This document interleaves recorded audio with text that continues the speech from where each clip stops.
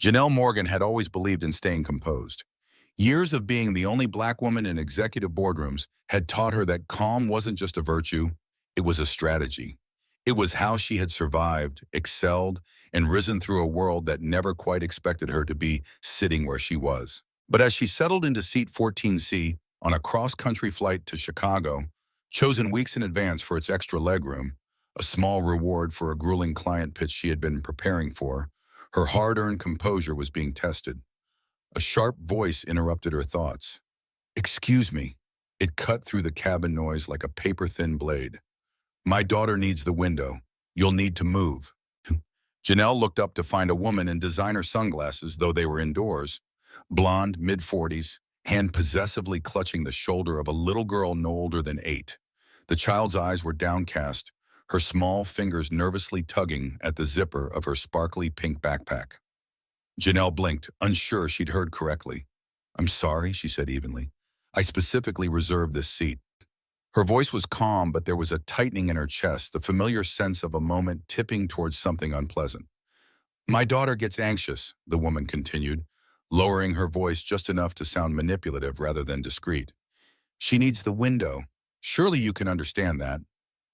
It wasn't a request. It was an assumption, the kind Janelle had grown used to navigating. She glanced at the girl, clearly uncomfortable, and then at the mother's narrowed eyes, which swept over her power suit, her braids, and the open laptop on her tray. That look, Janelle knew it. She had felt it in interviews, in boardrooms, in luxury stores. It wasn't just a glance, it was a silent verdict, an assessment, then a dismissal.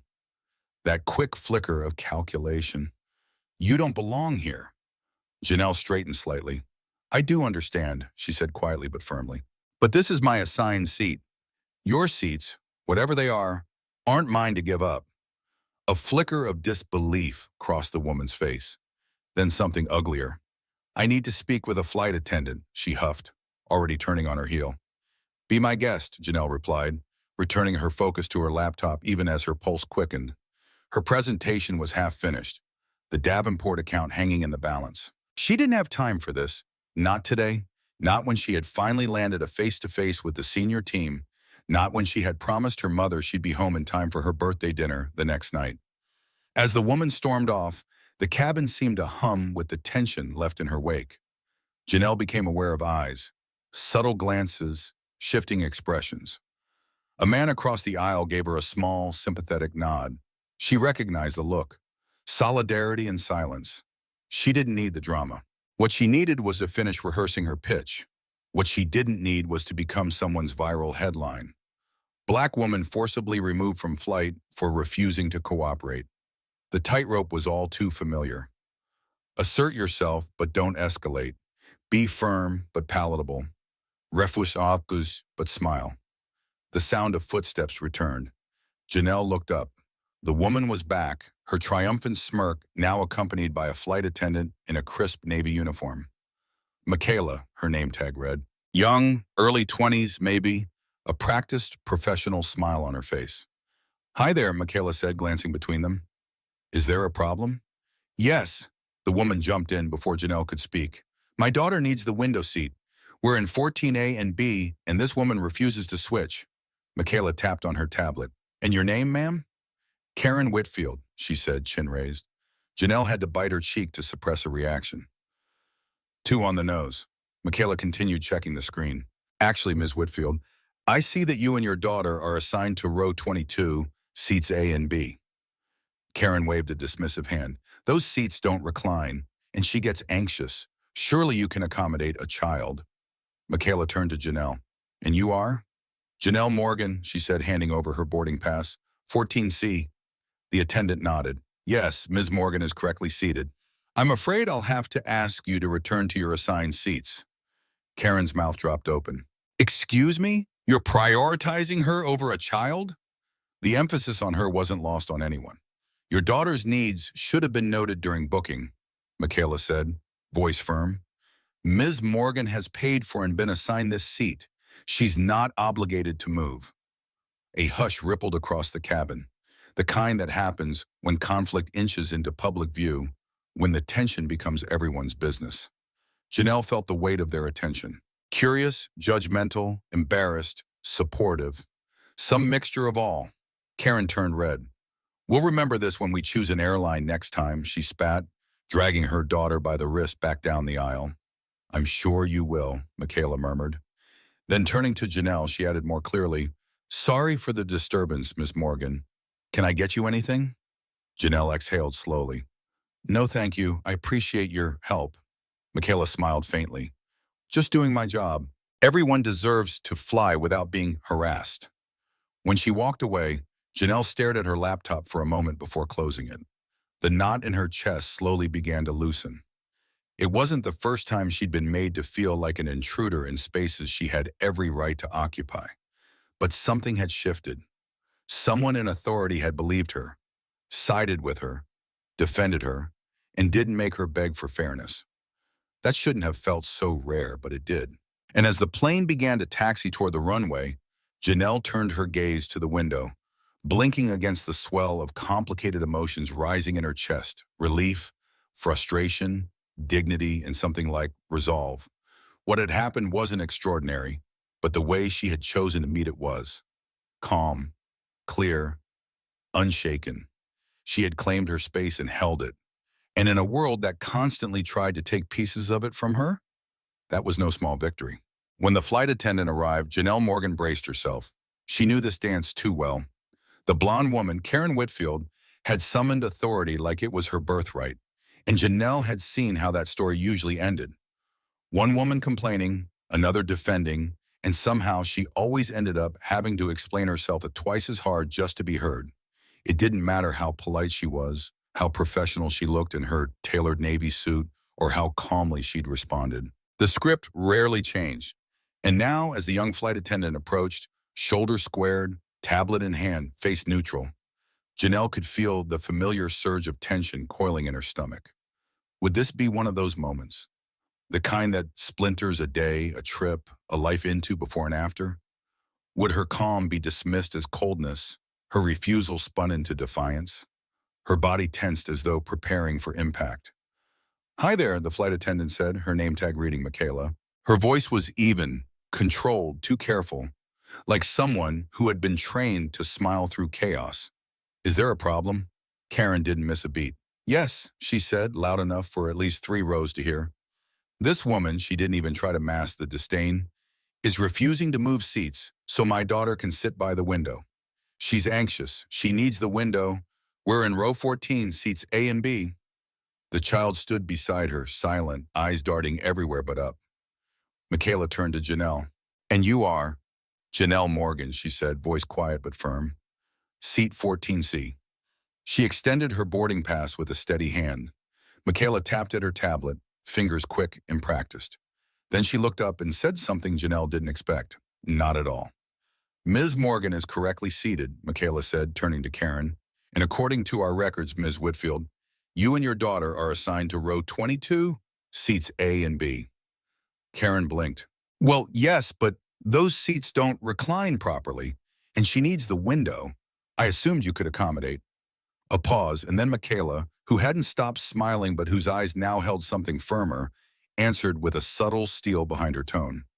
"Ma'am, your daughter's needs should have been noted when you made your reservation. Appropriate accommodations could have been arranged then. Ms. Morgan has booked this seat and is under no obligation to move." For a second, the cabin held its breath. It was so quiet, Janelle could hear the sound of a soda can being opened several rows ahead. Then Karen's voice rose, sharp with incredulity. "Are you saying you're going to side with her over a mother trying to help her child?" Michaela didn't flinch. "I'm saying," she said, still even, still controlled, "that all of our passengers deserve respect, and that includes Miss Morgan. I'm happy to help you and your daughter find 2 seats together elsewhere on the aircraft, but she is not part of that solution." Janelle stared at the young woman, unsure for a moment what she was feeling. Disbelief? Relief? Gratitude that felt too big for the space she was in? Her heart was thudding in her chest, but not with fear. This time it was something closer to astonishment. Someone had stood up, not silently, not awkwardly, but decisively. Karen looked as though she might explode.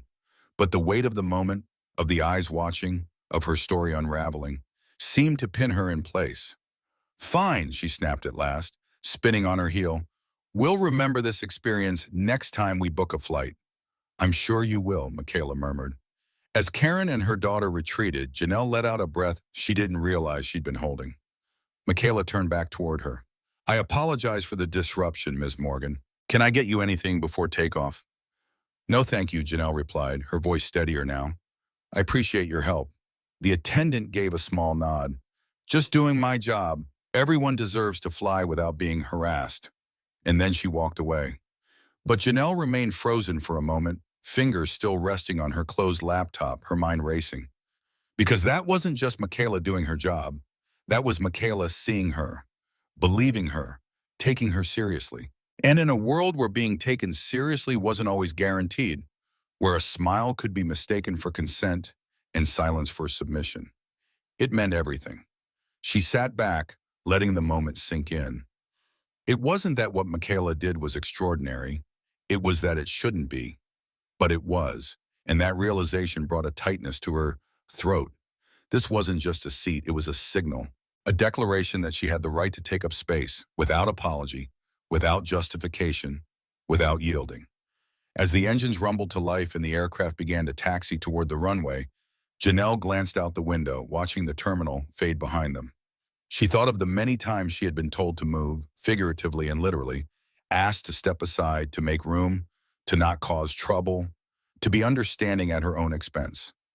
This time she hadn't moved, and someone had stood with her. You, listening to this, you need to remember this part, because this isn't just a story about a seat on a plane. This is about the moments that seem small but are heavy with centuries. The moments when someone stands for what's right, not with grand speeches or applause, but with quiet firmness, with truth, with fairness. Michaela could have defaulted to convenience, to appeasement. She didn't. She chose justice. And maybe you'll find yourself in a moment like that someday, where you are Michaela, where you are Janelle, or even where you are Karen, deciding who you will be. And when that moment comes, you will feel the tension in your chest, the question trembling in the air. Will you shrink or will you stand? Because allyship is not theory, it is action.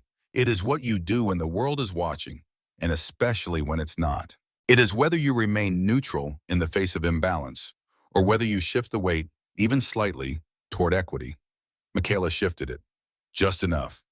And in that moment, Janelle wasn't just defended, she was seen. That changed everything. Janelle hadn't expected anyone to sit beside her after the chaos with the seat dispute. It seemed too much to ask that the universe offer calm so soon after tension. But as the boarding process wrapped up, a man slid into the middle seat beside her, extending a hand with an easy, unbothered confidence. Marcus Green, he said. Mind if I sit here? She blinked, surprised by the warmth in his voice. Not at all, Janelle Morgan. They shook hands, and for the first time that day, she felt something ease in her chest. There was a familiarity in his presence. Not that she'd met him before, but something about his calm tone, his watchful eyes, told her he'd seen what had happened. And unlike the many passengers who had turned away or watched silently, Marcus had actually noticed.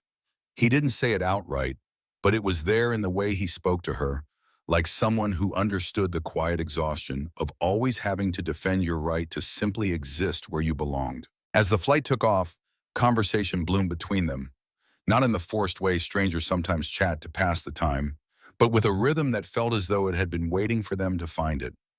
Janelle soon discovered Marcus worked in HR for a major tech firm and was traveling to a diversity conference in Chicago. I saw what happened earlier, he said after the flight reached cruising altitude and the hum of engines masked their words from curious ears. You handled that with serious grace. Not sure I could have stayed that calm. Janelle offered a small smile. It's not always easy, but I've learned that being calm often gets mistaken for credibility, even if it shouldn't have to be. Marcus nodded, visibly resonating with her words. I get that. I've had to train myself not to react when someone says something off in a meeting, because the moment I show frustration, I become the angry black man in the room. That made Janelle laugh, softly but genuinely.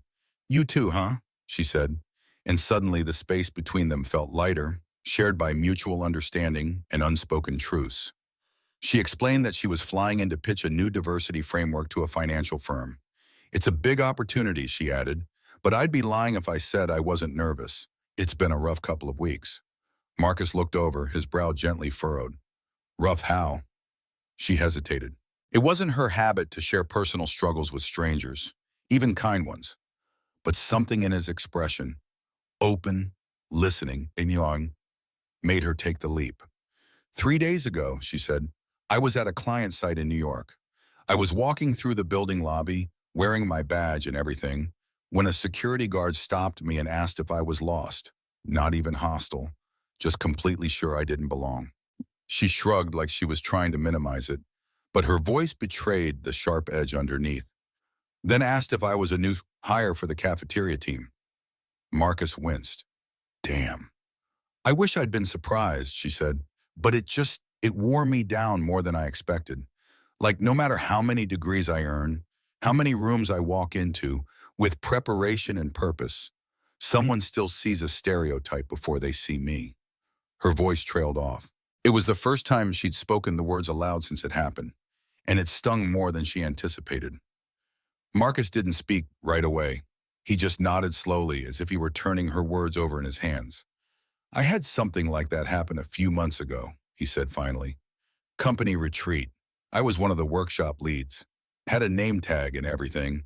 And one of the executives, white guy, hands me his empty coffee cup and asks if I could grab him another. Janelle let out a sharp breath. Did you? No, Marcus said with a grin. I told him, sure, I'll bring you a performance review while I'm at it, since I'm also the guy who determines your annual bonus. She laughed, this time a full sound that drew a glance from a passenger across the aisle. It felt good, cathartic. The kind of laugh you don't often get on planes or in spaces where you have to keep your guard up. Their conversation unfolded effortlessly after that. They spoke about the weight of representation, about the isolation of being the only person of color in leadership spaces, about the balancing act between advocacy and self-preservation. Janelle was struck by how much Marcus listened, not just politely, but intentionally, as though every word she said was something worth remembering. And he didn't offer hollow reassurances or pivot to himself in performative sympathy. He just stayed present with her in the story. That kind of presence was rare, precious. By the time the flight began its descent into Chicago, she felt something unexpected. A flicker of possibility. Not romance necessarily, though there was a connection blooming between them that felt undeniable. But more than that, she felt seen, respected. The kind of quiet affirmation that felt like an antidote to the humiliation she'd carried from New York to the gate to the seat confrontation earlier that day. It had all begun so heavy. And somehow, through shared words and mirrored experiences, that weight had lightened. As the wheels touched down and the cabin filled with rustling seatbelts and overhead compartments clicking open, Marcus turned to her. Would you want to grab coffee while we're both in town? I'd love to hear more about your framework and maybe pick your brain for a project I'm working on. Janelle smiled, her pulse fluttering. Yeah, I'd like that. She wasn't sure what would come next. She didn't know if this moment would evolve into a lasting connection or simply remain a memory of kindness shared between two strangers in the skiway shop. But she did know this. On a day where everything had conspired to make her feel small, she had found something meaningful. A reminder that strength doesn't always come from enduring alone, and that sometimes healing begins when someone sits beside you and simply says, I saw you. And maybe, just maybe, that's what we all need sometimes. To be seen, truly seen by someone who understands the cost of composure and chooses instead to meet us with humanity. The next morning, as Janelle Morgan stepped into the glossy, high-rise lobby of Davenport Financial, everything about her exuded control. Crisp navy blazer, subtle diamond studs, tablet in hand, breath measured. This was what she'd worked her entire life for, the opportunity to lead a transformative diversity and inclusion strategy for one of the most influential financial institutions in the Midwest. But even as she rode the elevator to the 47th floor, floor-to-ceiling glass reflecting her composed image back at her, a trace of unease stirred beneath the surface. She reminded herself she had rehearsed every question, preempted every objection, woven every slide in her deck with data and strategy as tightly as armor. She was ready. But what she wasn't ready for, what she couldn't have prepared for, was the face waiting for her in the conference room when the receptionist opened the door and said, "This way, Miss Morgan." Because sitting at the long polished table, flipping through a printed copy of her proposal like it was a grocery flyer, was the last person Janelle wanted to see.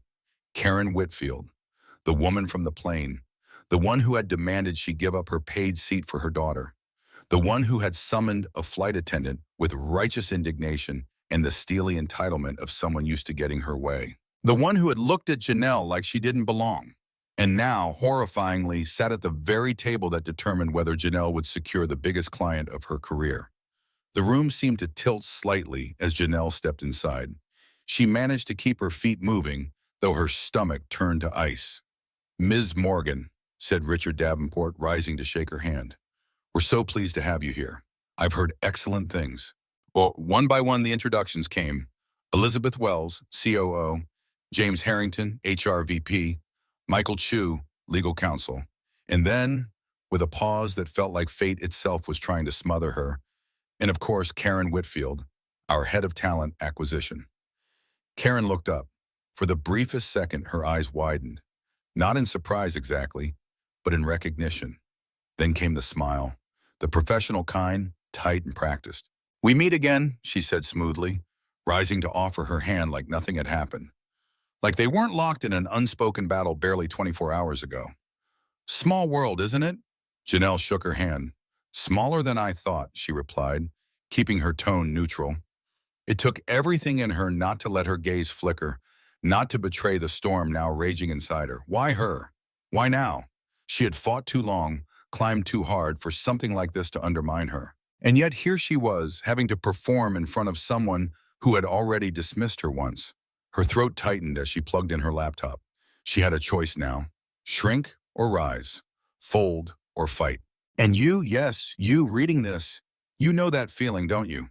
That moment when everything you've prepared for suddenly hinges on whether someone who doubted your worth will use their power against you?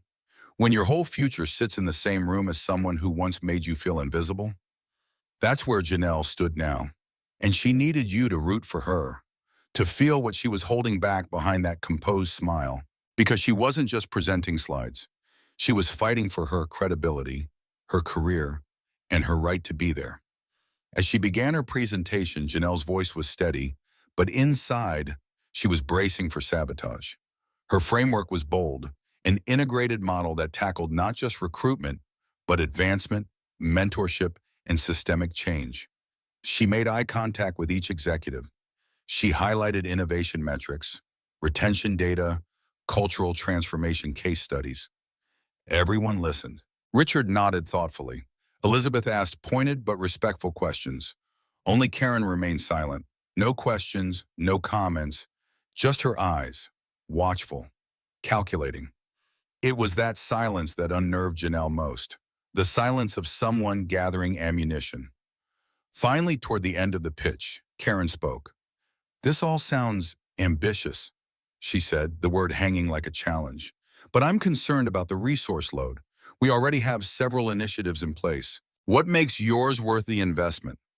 It wasn't an unfair question, but Janelle knew it wasn't just about the numbers. It was about dismissing her without saying so outright. This was a test, and the room was watching. Janelle didn't flinch. "What makes it worth the investment," she replied evenly, "is that your current initiatives exist in silos. Recruitment doesn't feed into retention. Mentorship programs don't align with promotion pathways. My approach creates a unified system with accountability and measurable outcomes. This isn't just about appearing diverse. It's about becoming inclusive. And that, over time, drives innovation, retention, and brand equity." She clicked to a slide showing comparative data from similar institutions. A 27% increase in retention, a 35% rise in internal promotions of underrepresented employees. These aren't just numbers, they're culture shifts. Karen opened her mouth again, but this time Richard interjected. "Those metrics are compelling, Ms. Morgan, especially the innovation impacts. That aligns with our 5-year vision." The power shifted, subtly but unmistakably. When the meeting ended, the team thanked her, promising a decision within the week. The executives began to file out, except Karen. She lingered, and when the room emptied, she approached. "Quite a coincidence, wouldn't you say?" she said softly. "You on our flight, and then here?" Janelle turned to face her. "Life's full of surprises." Karen smiled, but her eyes didn't. "You were very polished." Janelle didn't blink. "Thank you. I prepare thoroughly for work I care about." "Just so you know," Karen added, "these decisions aren't made by one person." "Of course not," Janelle replied. "That's why I addressed each leader's priorities in the strategy." They stood there, power veiled in civility, old tension repackaged as corporate professionalism. But beneath it all, Janelle felt something rising, not fear, resolve. So now, dear listener, if your heart is pounding, if your fists are clenched in her defense, it should be Minka, because this is what it looks like. This is the fight Black women have every day. Not for sympathy, not for special treatment, but for fairness, for the space to present their excellence without obstruction. And Janelle didn't shrink. She stood tall. So clap for her, speak her name, share her story. And next time you see someone standing against the quiet sabotage of bias masked as concern, stand with them. Because Janelle Morgan didn't come this far to be intimidated at the finish line. She came to change the game. Amara Jackson stood at the front of the boardroom, her presentation pointer resting gently against her palm, her slide glowing behind her in clean fonts and careful graphs, metrics, strategy, transformation. But beneath her calm exterior, her heartbeat was a war drum. She knew she was being watched, not just for what she said, but for how she said it, for any sign of fragility, of too much confidence, of not enough polish. And more than anything, she knew she was being watched by her, Karen Whitfield, the head of talent acquisition, who had said nothing through the first 20 minutes of Amara's pitch, but whose silence had weight, pointed and cold. It was the same Karen who had once stood in an airplane aisle demanding Amara move seats so her daughter could sit by the window. The same Karen who had summoned a flight attendant with entitled indignation. And now here she was again, only this time dressed in power suits and seated behind polished glass, wielding influence with the same weaponized calm she had used the day before. And Amara, who had prepared for this moment for weeks, who had data and strategy and a vision that could change an entire company, was once again standing in a room where someone quietly doubted whether she should be there at all. But she refused to flinch. "As you can see," Amara said, keeping her voice measured, "this framework is not a patchwork solution. It's an integrated, accountability-driven approach that weaves diversity, equity, and inclusion into every stage of the employee experience, from recruitment to retention to advancement." She clicked to the next slide, employee engagement metrics. "We've found that companies who adopt this model see measurable improvements in employee satisfaction and innovation within the first 12 months.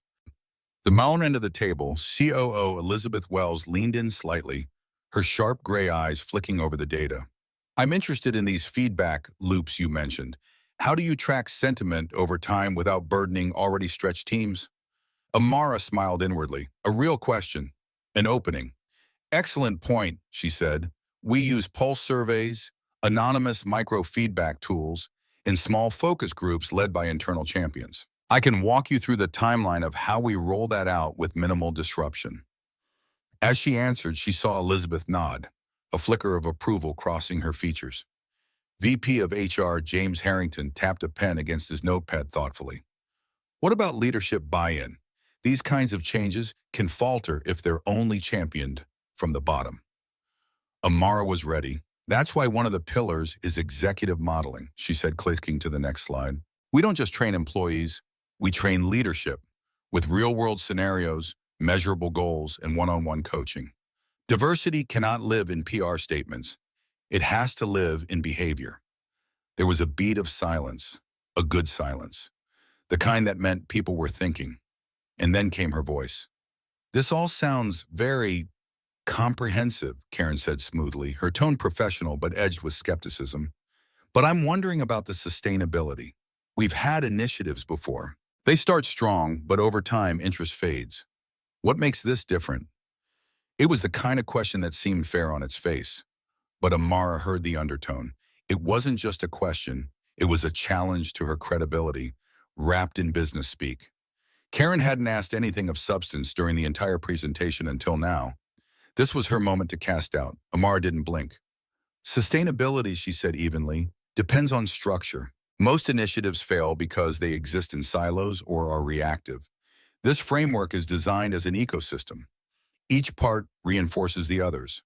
Clear accountability metrics, cross-functional buy-in, and regular progress audits ensure it doesn't just begin well, it stays well. And then she paused, looked Karen in the eye. But the most important factor in sustainability isn't the framework. It's the will of the people implementing it. The room was quiet. Karen's lips pursed just slightly. And in that moment, something shifted, because across the table, Elizabeth Wells gave a small, approving nod. James Harrington leaned back, thoughtfully tapping his pen again. And from the corner where he had remained quiet and observant, board member Julian Washington, a black man in his late 50s with salt and pepper hair, and the measured gaze of someone who had seen too much to speak quickly, spoke up. I've been advocating for deeper integration of DEI strategy into this organization for a while, Julian said, voice calm but resonant. This is the first time I've seen a plan that actually touches culture, not just numbers. Ms. Jackson, I appreciate the depth of what you've put together here. Amara felt her lungs expand in relief, just a little, because he got it. He saw the difference. And maybe, just maybe, the others were starting to see it too. She finished the presentation without faltering, walked them through implementation phases, addressed change management risks, and closed with a projected ROI timeline tied to specific innovation metrics. And when she said her final thank you and silence fell across the room once more, it wasn't the silence of skepticism. It was the silence of consideration. Richard Davenport stood first. Thank you, Ms. Jackson. You've given us a great deal to think about. I appreciated the clarity and professionalism you brought to this conversation. We'll follow up within the next week. As the others began to gather their things, Karen lingered. You're clearly well prepared, she said, voice smooth as silk on stone. I came here to bring value, Amara said, her smile unwavering. And I believe Davenport is ready for something real. Karen didn't reply, but Amara didn't need her to. Because you're listening now, aren't you? And if you felt your chest tighten when Karen spoke, if you wanted to scream when she tried to undercut Amara's brilliance with thinly veiled doubt, then you get it. You felt the quiet injustice in that room. You saw how hard Amara had to work just to be heard the same way others were assumed to be credible. And if that stirred something in you, then I want you to do something. Drop a comment for Amara. Leave a word of encouragement. Let her know you see her, that you recognize the power it takes to stay composed in the face of challenge. Because that composure, it isn't weakness. It's a choice, a strategy, a shield. And women like Amara, they carry the weight of excellence every single day. So if you're still here, reading, watching, listening, it's your turn now. Speak up. Say her name. Say, we got your back, Amara. Because this isn't just her story, it's ours. The cafe was quiet, tucked between office buildings like a secret that only certain people knew how to find. It smelled of dark espresso and something floral, lavender maybe, and the soft hum of conversation provided just enough cover for the type of conversation that didn't belong in boardrooms. Amara Jackson sat at a corner table near a tall potted palm, her back straight, her leather portfolio unopened beside her. When Elizabeth Wells arrived, dressed in understated gray with a silk scarf knotted precisely at the collar, Amara stood to greet her with a firm handshake. Thank you for meeting me, Elizabeth said, settling into the seat opposite her. I thought it best we speak somewhere more candid. Amara nodded, heart thudding, not from fear but anticipation. She had suspected there was more at play behind yesterday's stiff smiles and carefully curated questions during her pitch. And now here she was, meeting with Davenport's chief operating officer in a place where no one wore masks, not the porcelain ones of corporate civility, anyway. I'll get right to it, when Elizabeth said, fingers wrapped around a small, steaming cup of espresso. What you presented yesterday was one of the most comprehensive diversity strategies I've seen in 20 years. Her tone was crisp but not performative, and it terrified some people in that room. Amara raised an eyebrow, keeping her voice even. Terrified? Elizabeth's gaze didn't waver. Yes, because you weren't just selling a program, you were proposing a shift in culture and power and who gets to move forward. And not everyone at Davenport is ready to reckon with the structures that have benefited them for decades. There it was, the truth, spoken plainly, finally. Amara felt the weight of it settle in her chest, a heaviness made not of surprise but of confirmation. She knew this terrain. She'd walked it before. Not always this openly, not always with allies, but she recognized the tremors that came before institutional resistance tried to push back. I assume Karen Whitfield is one of those people, Amara said. Elizabeth took a slow sip of espresso before answering. Karen's built her identity at this company on small wins, incremental diversity hires, partnering with HBCUs for recruiting fairs, promoting women into mid-management roles. The kind of surface-level progress that looks good in annual reports, but doesn't touch the foundation. What you proposed yesterday would expose just how much work we haven't done, and that's threatening. Amara didn't respond right away. She was thinking about Karen's stony silence during the presentation.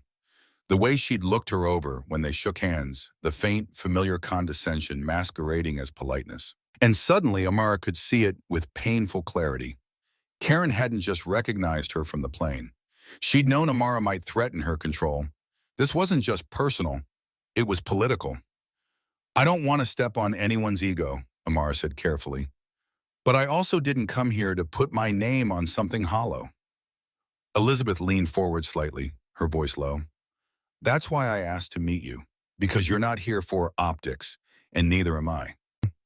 For a moment, the two women sat in silence, a mutual recognition settling between them like a contract. Amara could feel something deeper than professional respect forming, a quiet alliance, forged not in performative wokeness, but in shared weariness and determination. There's more, Elizabeth added, tapping one manicured nail against her espresso cup. Richard Davenport's on your side. You saw that in the meeting. But what you don't know is why. She paused, letting the words settle. His daughter, Melissa, left a promising career in finance 6 months ago, burned out. She told him that being a woman in leadership was like trying to breathe through a straw, that she was tired of pretending she didn't hear the jokes, that she didn't see the all-male meetings she wasn't invited to. She said, if this is what it costs to succeed, I don't want it. Amara felt something twist in her gut. She didn't know Melissa, but she knew that story. She'd lived different versions of it in quiet sobs in locked bathroom stalls, in the aching silence of being talked over in meetings, in the constant recalibration of how much of herself to show in order to survive. Richard's been pushing harder since then, Elizabeth continued. That's part of why you're here. But understand this, his influence has limits. Karen can't stop the decision from going through, but she can poison the implementation if she wants to. Delays, data inaccessible. Department heads too busy to attend.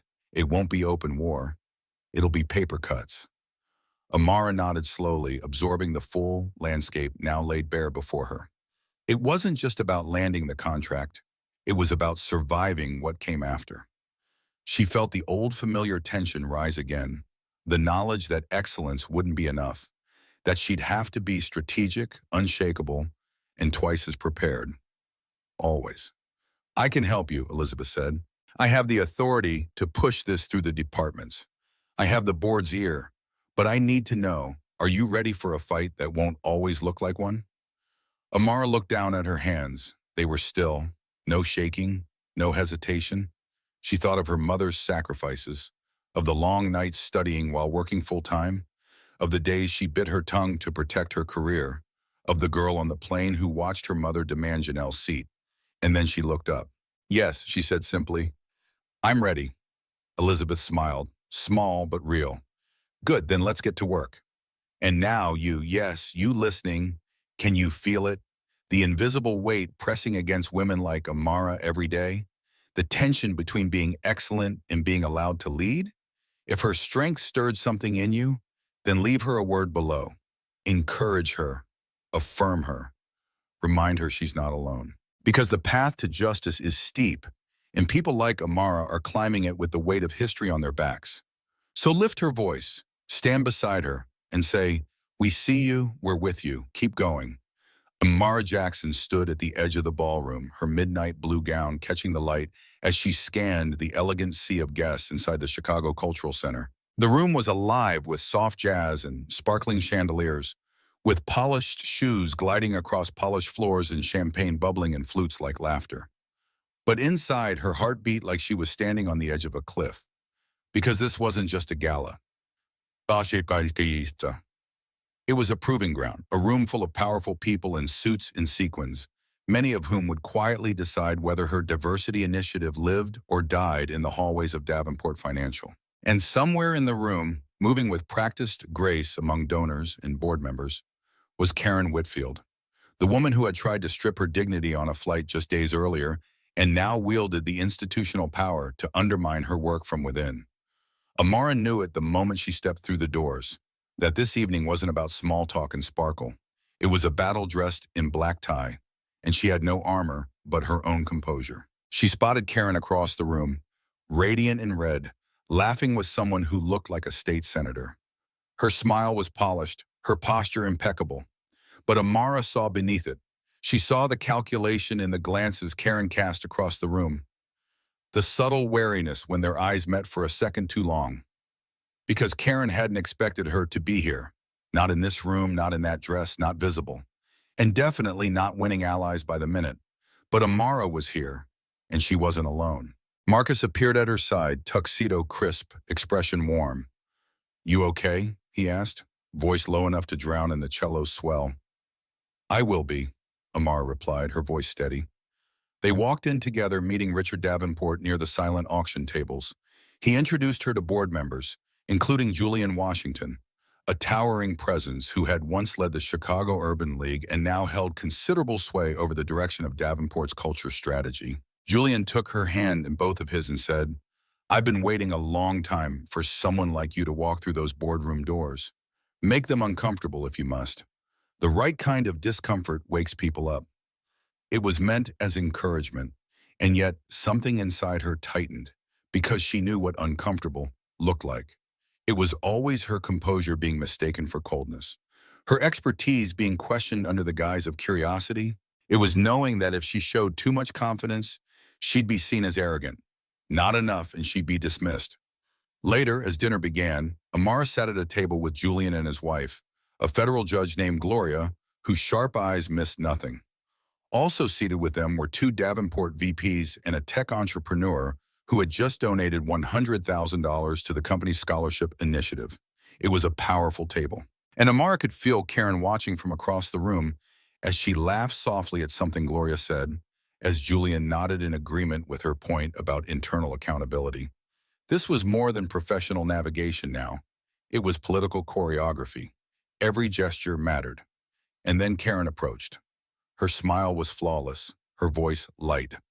"I hope everyone's enjoying the evening," she said, as if she were not actively working behind the scenes to resist everything Amara had proposed. Her eyes landed on Amara.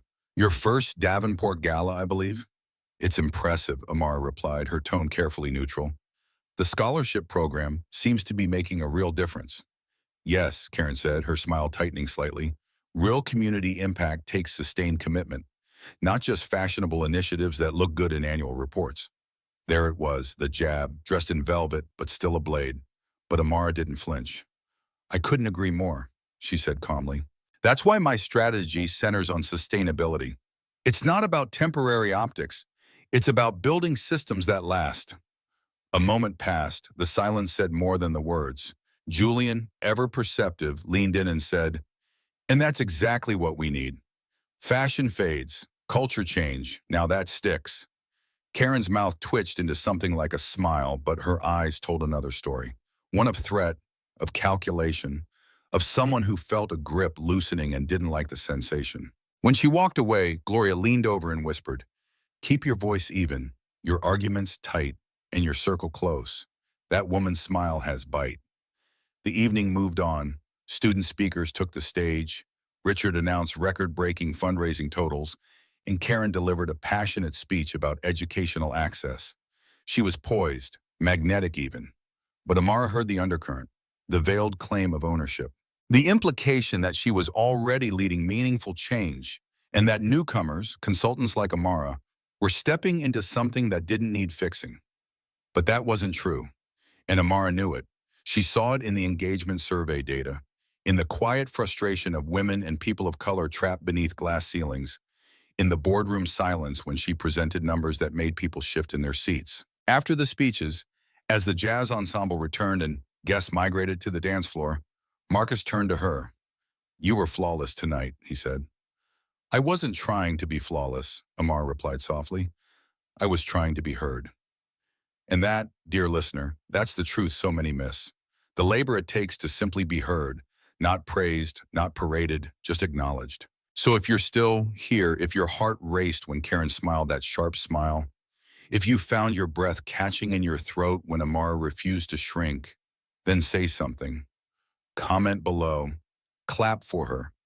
Tell Amara you saw her, because these moments, the ones dressed in glamour and lit by chandeliers, still carry the weight of history. They're where quiet wars are waged in gowns and tuxedos. And every time a woman like Amara stands tall in those rooms, she is not just speaking for herself. She's speaking for every one of us who's ever been asked to sit still, stay quiet, smile politely while being shut out. Let her know you heard her, because this isn't just a gala. This is her battlefield, and she's not backing down. The morning after the gala, Amara Jackson woke before the alarm, sunlight spilling softly across the crisp hotel linens, her body still humming from a night that had been equal parts political tightrope and personal surprise. The gown hung on the closet door like the armor it had been, shimmering with the echoes of conversations, sidelong glances, and one moment of quiet vulnerability when Marcus had rested his hand on the small of her back during a slow dance and said simply, "You don't have to carry it all alone." But the truth was, she did, or at least she had. For so long, Amara had been the one who endured, who exceeded expectations, who bent her pain into polish, who outworked the assumptions and stayed 2 steps ahead of every bias in the room. She thought of the countless flights, the late-night revisions, the firm smiles when someone called her articulate, like it was a surprise. Last night, under the vaulted ceilings and watchful eyes of Davenport's most powerful decision-makers, she'd held her ground, made allies, and turned Karen's icy resistance into barely veiled irritation. But despite the small victories, Amara felt something deeper this morning, the quiet ache of fatigue, the kind that lives in the bones of Black women who have spent a lifetime proving themselves to people who still ask for proof. Later that day, she had brunch with her mother, Vivian, who lived just outside Chicago now. They sipped strong coffee while the city breathed into its late morning rhythm, and Amara recounted the events of the Huila, Julian Washington's unexpected advocacy, Karen's cold attempts at control, the way Marcus had grounded her with just a look. "He sounds like he sees you," Vivian said gently, buttering her toast with the practiced precision of someone who had spent decades building credibility in hospital rooms where she'd once been mistaken for a nurse instead of the head of surgery. "Not just the title, you." Amara swallowed hard. "That's what scares me." Vivian paused, then said with that motherly gravity that wrapped around truth like silk, "You've gotten so good at walking alone. You forgot what it feels like to rest beside someone who matches your stride." That afternoon, Amara met Marcus at a small art gallery near Millennium Park. It was quiet, tucked between glass towers and cafes, with canvases that spoke more in color than form. He wore jeans and a sweater, the same warm smile that had made her feel safe even at 30,000 feet. "I figured after all that strategy talk, we deserve to wander around something that makes no sense," he joked, gesturing to a sculpture of tangled metal. As they moved from room to room, their conversation drifted from art to ambition, from childhood to heartbreak. Amara found herself telling him things she hadn't planned to share, about the mentor who'd once told her to soften her tone in meetings, about the time she watched a junior male colleague present her ideas and get applause while she sat unnoticed. Marcus listened with an attention that didn't interrupt, didn't fix, just held space. And when she mentioned how alone she'd felt after ending a long-distance engagement 2 years earlier, he didn't offer platitudes. He simply said, "You deserved better." It was the quietest sentence she'd heard in a long time, and somehow the truest. They had dinner that night, no reservations, just a hole-in-the-wall Thai place Marcus had found on a previous trip. They shared Pad See Yu and Jasmine tea, laughing over bad art titles and corporate buzzwords. It was simple, easy, and yet Amara felt the edges of her world shift. Because for the first time in a long while, she wasn't performing. She wasn't managing someone else's comfort. She was being. And Marcus didn't retreat from her ambition. He leaned into it, asked real questions, listened like her ideas were maps to places he wanted to go. When he walked her back to her hotel, the city lights washing the pavement in gold, he didn't push, didn't ask to come up, just touched her hand lightly and said, "I'd like to see where this goes." And Amara, whose life had been shaped by calendars and contracts, found herself whispering, "Me too." The next morning, the glow faded slightly. She received an email from Karen, curt and formal, copying half the executive team. Looking forward to aligning on implementation timelines, it read, but the attached updated plan had major revisions, most of them cutting key components of Amara's original framework. Strategic coaching removed. Executive accountability sessions labeled optional. Language softened. Metrics blurred. It was a quiet sabotage, the kind that spoke in spreadsheets instead of slurs, the kind that weaponized process to maintain power. Amara's throat tightened. She stared at the screen, hands clenched. It wasn't just an insult, it was a challenge to her integrity.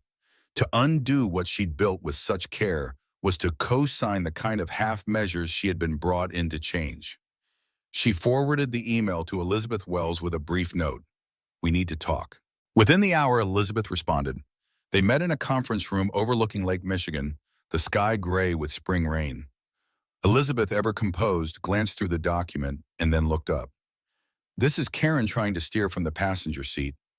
She doesn't have authority to make these changes, but she wants to see if you'll yield." Amara said nothing at first, then voice low but certain. "I didn't come here to make people comfortable. I came to make things better." Well, Elizabeth nodded, respect in her eyes. "Then let's remind her of that." Over the next week, Amara worked tirelessly not just to defend her strategy, but to deepen it. She met with Julie in Washington to build board-level support. She re-engaged department heads individually, addressing their specific pain points with tailored solutions. She scheduled a listening session for mid-level managers, many of whom had felt overlooked in past initiatives. And she didn't just repair what Karen tried to unravel, she reinforced it.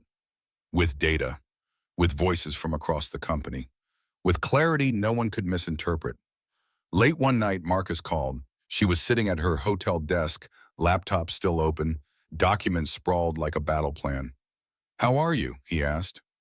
"Tired," she admitted. But I'm not backing down." There was a pause and then his voice softened. "I'm proud of you. Not because you're strong, but because you're choosing what kind of strong to be."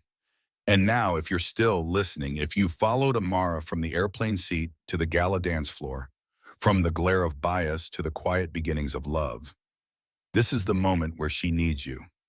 Leave her a word of encouragement. Tell her you see the weight she's carrying. Tell her she's more than the roles they assign her. Because women like Amara are rewriting the rules every day.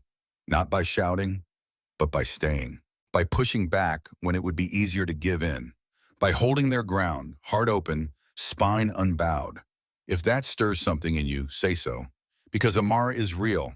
If not in name, then in spirit. And she is not alone. Not if you say, "I see you, keep going." Amara Jackson had expected resistance. After all, change never arrived to applause. But she hadn't expected it to be this cold, this quiet, this calculated. Ever since Davenport Financial officially signed her to lead their internal diversity and inclusion transformation, Karen Whitfield had kept her distance in the most professionally disruptive way possible.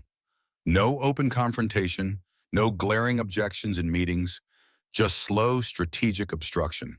Missed calendar invites. Data requests that took days instead of hours. Meeting attendees who mysteriously became double-booked. In subtle, almost invisible shifts in the implementation materials when no one was watching. Phrasing diluted, goals softened, outcomes redirected. Amara saw it all.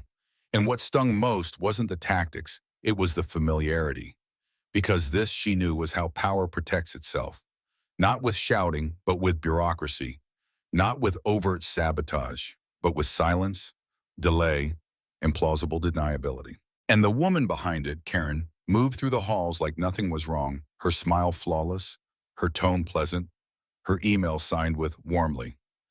But beneath it, Amara felt the steady drip of opposition, and it was exhausting. She would leave meetings feeling like she'd just run a marathon in heels and still hadn't reached the starting line. But Amara wasn't built to quit. She was built to navigate, with strategy, not spite. After one particularly frustrating meeting, where a scheduled session with mid-level managers was mysteriously canceled due to bandwidth, Amara sat in her temporary office staring at the wall, heart pounding, chest tight. "What am I doing here?" she whispered. The old voice of doubt crept in. "You don't belong here. They don't want this. They don't want you." But she closed her eyes, grounding herself in breath and memory.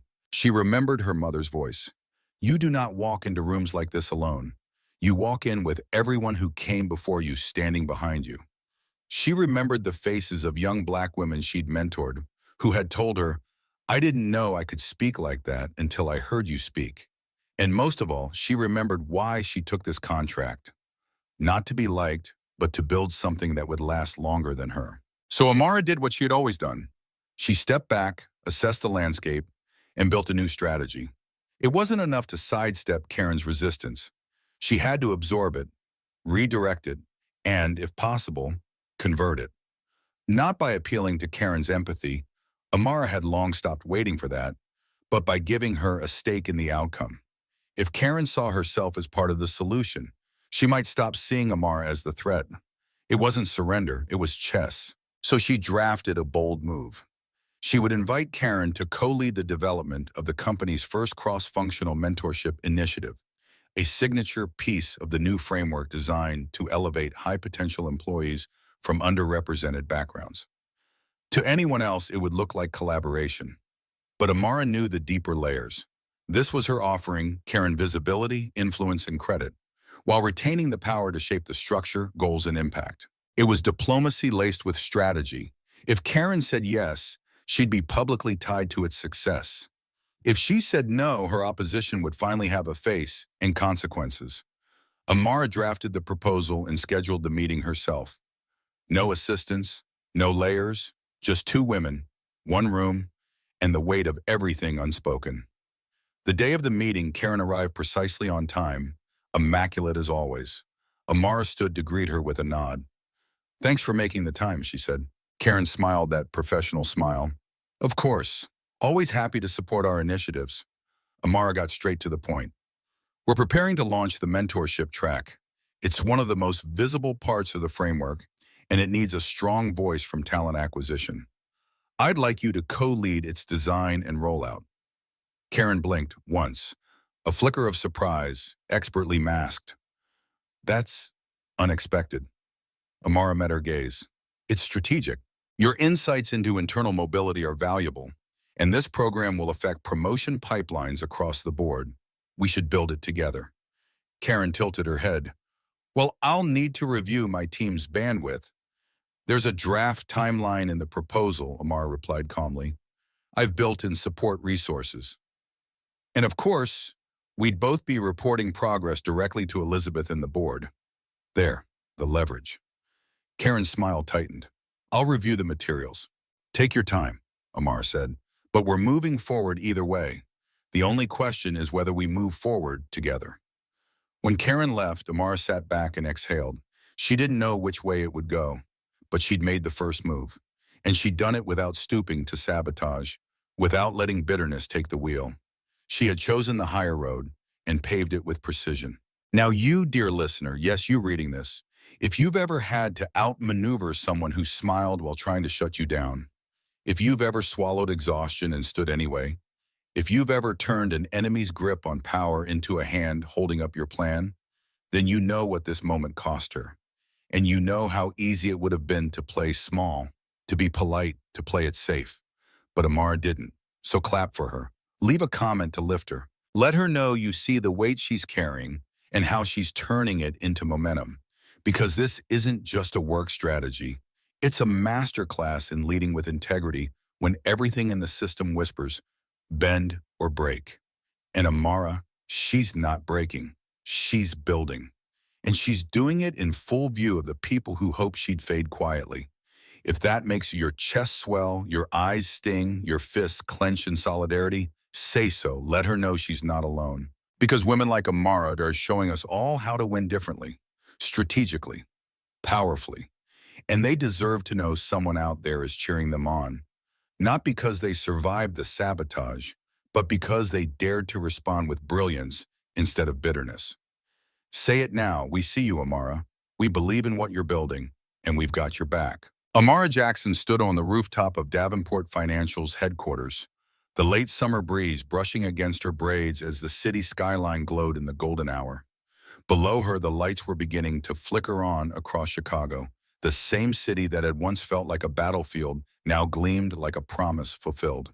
It had been 8 months since she first walked into that boardroom, since she stood across from Karen Whitfield and made her case not just for a framework, but for a future. What had begun as a professional proposal had become a catalyst for something far greater. The company's transformation hadn't happened overnight. Nothing meaningful ever does. But it had happened. With persistence, with grace, with allies who learned how to raise their voices, and adversaries who had no choice but to reckon with the clarity of Amara's vision. Karen, surprisingly, had chosen to join the mentorship initiative Amara invited her into, and though their partnership had never grown warm, it had become effective. Respect replaced rivalry. And Amara had not only gained the company's trust, but redefined what leadership could look like. Under her guidance, Davenport launched its first Equity Advancement Office, tripled its retention rate for women of color, and saw innovation metrics rise as employee engagement soared. But more than that, the culture had shifted. Voices that had once stayed silent in meetings were now leading them. Managers were mentoring with purpose, not out of obligation. The change rippled outward, and in the center of it all, Amara stood, composed, resilient, and undeniably whole. Her phone buzzed gently in her hand, a message from Marcus. "Dinner tonight? I made a reservation at that rooftop place you like. Also, I got the promotion." A smile broke across Amara's face, soft and radiant. Their relationship, like her work, had blossomed over time, rooted in respect, nurtured through long talks, shared silences, and unwavering support. He had seen her, truly seen her, long before the company ever did. And now, with both of their careers flourishing and their connection deepening, she allowed herself to hope for something more, something lasting. Behind her, the glass doors opened, and Elizabeth Wells stepped out, holding 2 champagne flutes. "You did it," she said, handing one to Amara with a knowing smile. "We did it," Amara replied. "No," Elizabeth said gently. "You did. You carried this company through its discomfort and made it stronger. You taught us that inclusion isn't just about who's in the room. It's about who's invited to speak, who's heard when they do, and who's empowered to lead afterward." Amara looked out at the horizon, her voice quiet. "I almost didn't fight back after that flight. I almost just let it go. Smiled, moved seats, kept my head down. But you didn't," Elizabeth said. "And now hundreds of people are better for it." And that's what this story is really about, isn't it? Not the confrontation on the plane, not the gala or the boardroom tension, but the decision Amara made in a moment of dismissal to stand her ground, to claim her space, to believe that dignity was worth defending and change was worth chasing. And if you're listening now, if you've ever been made to feel small, invisible, or undeserving, this is the moment to remember. Because the real transformation didn't start with a policy or a presentation. It started with one voice, refusing to be moved. It started with the choice to lead with quiet strength, to work with strategic brilliance, and to navigate power with grace instead of aggression. Amara didn't win because she shouted louder. She won because she refused to be silenced. So what can you take from this story? First, your boundaries are not optional. You do not need to shrink to make others comfortable. Second, allies matter, but you have to make the first stand. The right people will rise to meet you. Third, the moment someone tries to marginalize you could become the very moment that launches you into your purpose, if you respond with courage instead of fear. And finally, transformation takes time, but it does happen. One meeting, one conversation, one policy, one brave voice at a time. Now, if this story moved you, if you felt a lump in your throat when Amara held her ground, if your heart raced when the board finally listened, if you smiled when she turned injustice into institutional change, then do something. Leave a comment for Amara. Let her know you see her strength. Like this story if you believe in the power of quiet leadership. Share this with someone who needs a reminder that they are not alone in the fight for dignity and inclusion. And most importantly, subscribe to this channel for more stories like this, because the world needs more voices like Amara's, more stories of resilience, strategy, power, and justice. Stories that remind us that the most radical thing we can do is stand fully in our truth. Amara's story may have reached its turning point, but she's not done, and neither are you.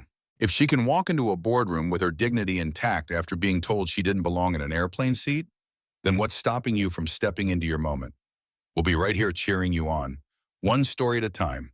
So stay strong, stay rooted, and when the world tries to move you, plant your feet and rise. If you love this story, drop a comment below. We see you, Amara. Subscribe for the next chapter in our series of courageous, transformational journeys. Because the story isn't over. It's just beginning.